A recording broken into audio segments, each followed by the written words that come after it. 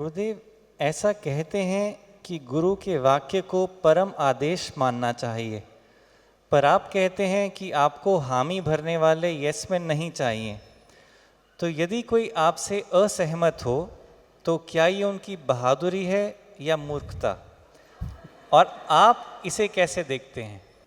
तुम्हारी स्थिति पर निर्भर होता है। तुम तनावग्रस्त हो, छोटे दिमाग से सोच रहे हो,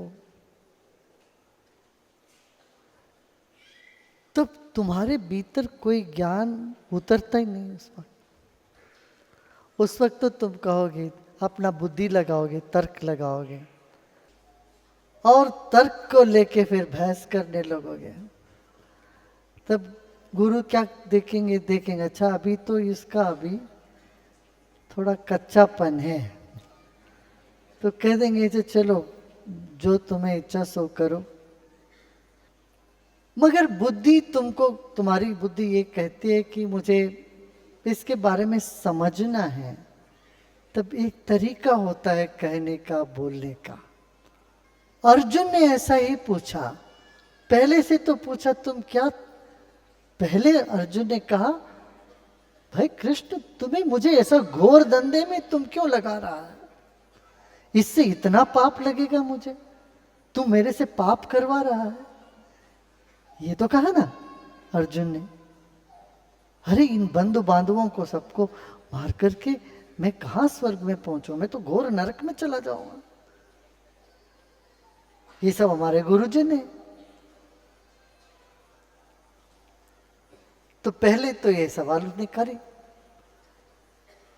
फिर बाद में चल के वही अर्जुन कहते हैं, भगवान मेरे बुद्धि में बहुत संशय है,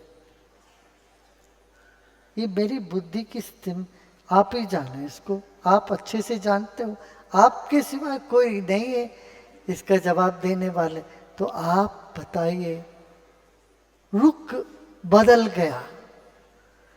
फिर आखिरी में चलते चलते उनकी स्थिति ये हुई, भगवान जो आप कहते हैं करिष्ये वचनम तवा, मेरा बुद्धि छोटी है, इसमें जो भी मुझे ऐसे समझ में आता वो हमेशा गलत सिद्ध हुआ, आप सही जानते हो, आप जो कहते हो वो मैं करूंगा। गुरु का काम यही होता है, तो अपना बुद्धि इस्तेमाल करो, ये बोलते जाते हैं। शिष्य का काम ये होता है कि आप जानते हैं जो बात है, मैं आपके कहने पर चलूंगा। ये अलग अलग रुख है, ये अपना स्थिति के अनुकूल है। अपनी मानसिकता, अपनी स्थिति जिस स्तर पर है उस स्तर पर यह बात चलती है।